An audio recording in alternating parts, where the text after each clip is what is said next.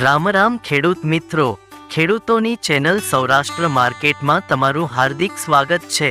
આપણે આ વિડીયોમાં જાણીશું બોટાદ માર્કેટ યાર્ડના ભાવ, પણ તે પહેલા જો તમે ચેનલમાં નવા છો તો નીચે આપેલ સબસ્ક્રાઇબ બટન પ્રેસ કરી ચેનલને સબસ્ક્રાઇબ કરો અને બેલ આઇકનને ઓન કરી દો જેથી કરીને દરરોજના તાજા ભાવ તમે સૌપ્રથમ જાણી શકો।